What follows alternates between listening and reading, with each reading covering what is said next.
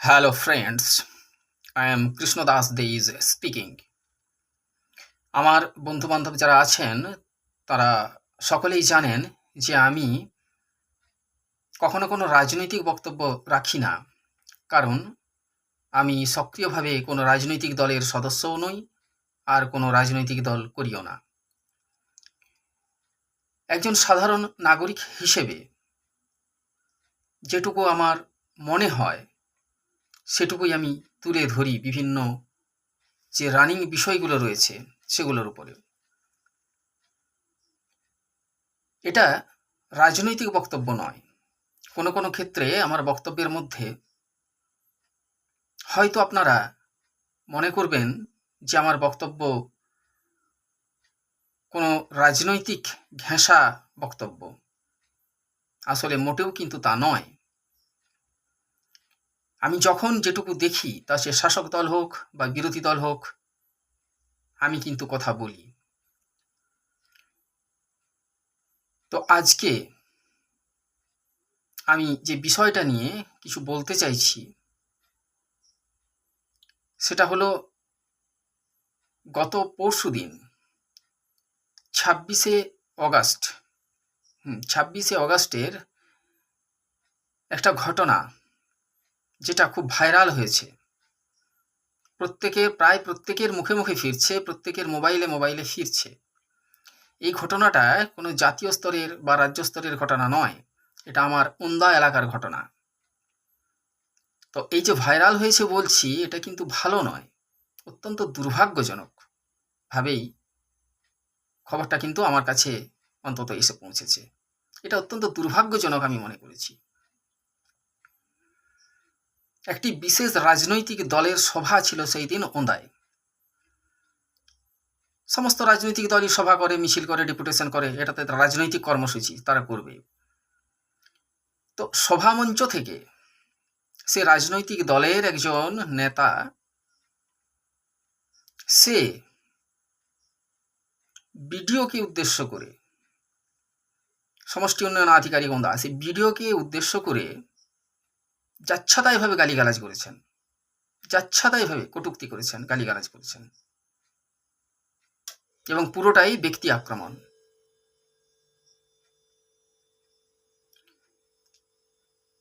তো এটা, এই ধরনের বিষয়গুলো, এটা কি আমার বাংলার কালচার?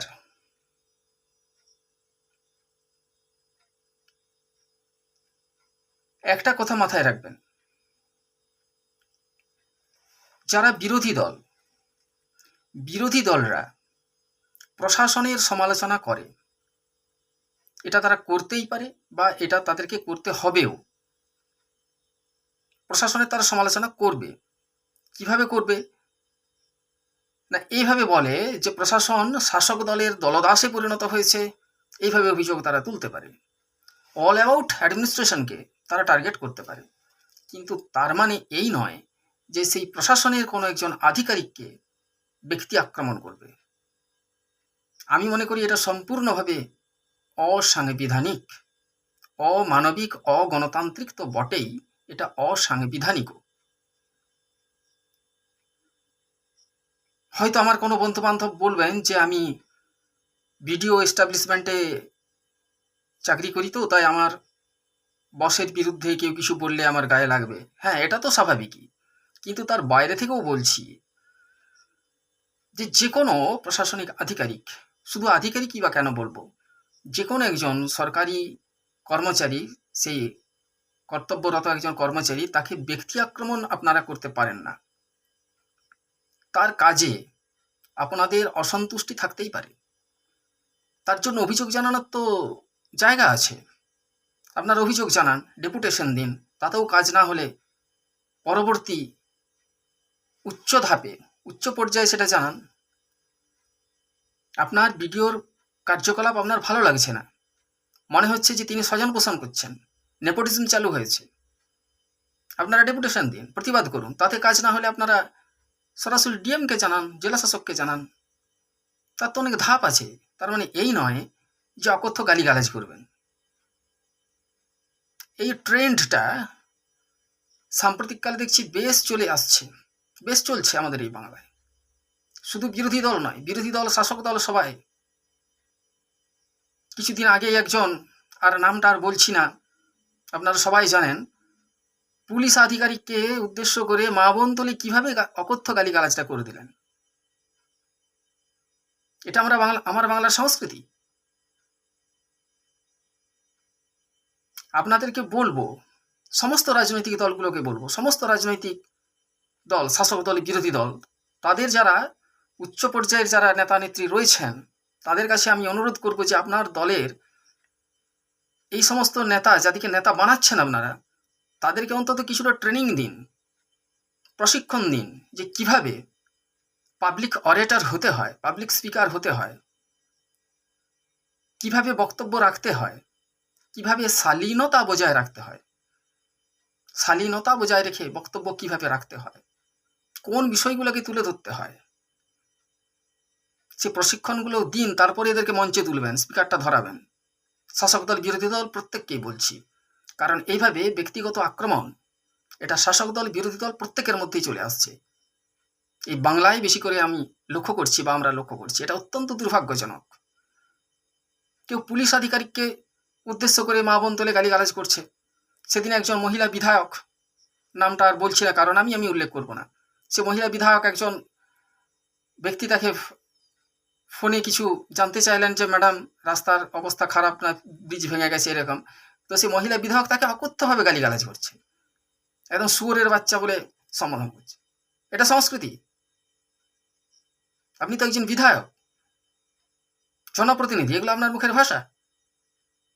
আর এই বিখ্যাত ব্যক্তিটা, সে তো দেখলেন যে একজন পুলিশ আধিকারিককে কিভাবে মা বোন তোলে গালিগালাজ করলো।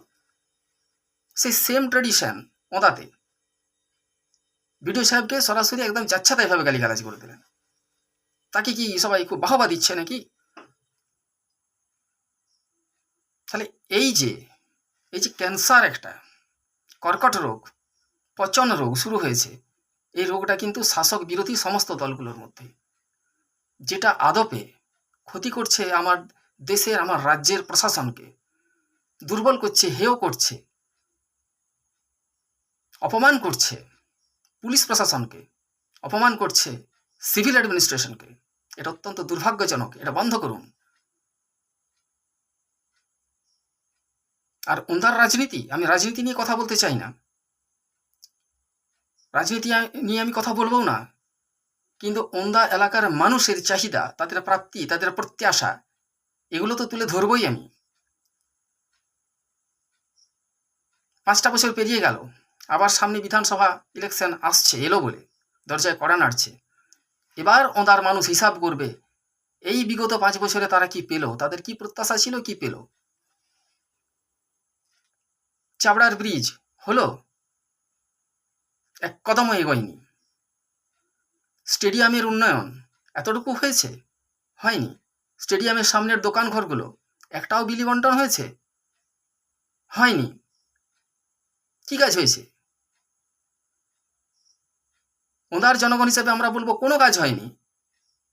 এবার আপনারা বলুন, আপনারা কি কাজ করেছেন? আপনাদের বক্তব্য কিচ্ছু থাকতে পারে না, নেই। আপনাদের ভাষণ পূর্ববর্তী সময়ে যেটুকু আমার কানে পৌঁছেছে, আপনি শুধু কেবলই অভিযোগ করছেন যে ওনার ভিডিও আমাকে কাজ করতে দিচ্ছে না। ওনার ভিডিও যদি আপনাকে কাজ করতে না দিচ্ছে, যদি দিচ্ছে না, আপনি যেটা বলছেন, যদি না দিচ্ছে, আপনারা সেই অভিযোগটা জেলা শাসককে জানাচ্ছেন না কেন? জেলা শাসককে জানাচ্ছেন না কেন? এরপরে বলছেন যে না, জেলা শাসকও কাজ করতে দিচ্ছে না, কারণ রাজ্যের বিরোধী দলের বিধায়ক তো আপনি বা আপনারা, রাজ্যের বিরোধী দলের যারা বিধায়ক, তাদেরকে উন্নয়নের কোনো কাজ করতে দিচ্ছে না। তা যদি না দিচ্ছে, তাহলে এই কথাগুলো আপনারা বিধানসভায় তুলছেন না কেন? বিধানসভায় তো আপনাদের অনেকগুলো এমএলএ আছে, তুলছেন না কেন? কারণ বিধানসভাতে আপনাদের ঠিক নেই যে কে কোন দলের। বিধানসভার ভিতরে আপনারা এক বেঞ্চে বসেন, বাইরে এসে এবার পতাকাটা চেঞ্জ করেন, এই আপনাদের চরিত্র। ডিএম সাহেব আপনার কথা শুনছে না, আপনাকে কাজ করতে দিচ্ছে না, তাহলে আপনি স্বরাষ্ট্র দপ্তরকে জানাচ্ছেন না কেন? আপনাদের দলই তো সেন্ট্রালে ক্ষমতায়, আর ডিএমএসপি তো সেন্ট্রাল ক্যাডার। একজন ডিএম হচ্ছে IAS, Indian administration service cadre, আর এসপি হচ্ছেন আইপিএস, ইন্ডিয়ান পুলিশ সার্ভিস, স্বরাষ্ট্র মন্ত্রকের লোক। তাহলে স্বরাষ্ট্র দপ্তরকে আপনারা জানাচ্ছেন না কেন, অভিযোগ করছেন না কেন? তাহলে তো স্বরাষ্ট্র দপ্তর তাদেরকে শোকজ করবে, ডিএমকে এসপিকে, যে কেন আপনি এই এমএলএদেরকে কাজ করতে দিচ্ছেন না। কারণ বোধ হয় এটাই যে আপনারাও জানেন যে স্বরাষ্ট্রমন্ত্রীও আপনাদেরকে পাত্তা দেয় না, অথবা আপনারা মিথ্যা বলছেন।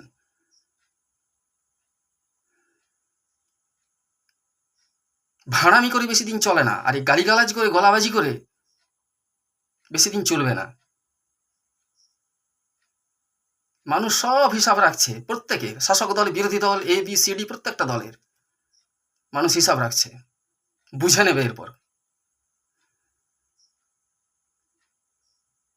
আর দয়া করে বলবো, যারা মঞ্চে ভাষণ দেবেন, সমস্ত রাজনৈতিক দল, যারা স্পিকারটা ধরবেন, তার আগে উঁচুতলার নেতা নেত্রীদেরকে বলবো যে তাদেরকে প্রশিক্ষণ দিয়ে পাঠান। রাজনীতির মঞ্চ অত্যন্ত পবিত্র মঞ্চ, জনসেবা করার মঞ্চ। এই মঞ্চ থেকে পুলিশকে, প্রশাসনিক আধিকারিকদেরকে গালিগালাজ দেওয়ার মঞ্চ এটা নয়। এই রাজনৈতিক মঞ্চ থেকে ভাষণ দিয়েছিলেন সুভাষচন্দ্র বসু, দেশবন্ধু চিত্তরঞ্জন দাসের মতো মানুষেরা, সেটা খেয়াল রাখুন। সবাই মিলে কি বাংলাটাকে একেবারে অধঃপাতের দিকে ঠেলে দিচ্ছেন নাকি? বিশেষ কোনো একটি রাজনৈতিক দলের কথা বলছি না, আমি তো প্রত্যেকের কথাই বললাম। শাসক দল, বিরোধী দল, প্রত্যেকের মুখের ভাষা দেখুন। কেউ পুলিশ আধিকারিককে মা বোন তুলে গালিগালাজ করছে, কেউ ডিএমকে শুয়োরের বাচ্চা বলছে। এগুলো রাজনৈতিক সংস্কৃতি, অত্যন্ত দুর্ভাগ্যজনক। এগুলো বন্ধ করুন। জয় হিন্দ, সকলে ভালো থাকবেন।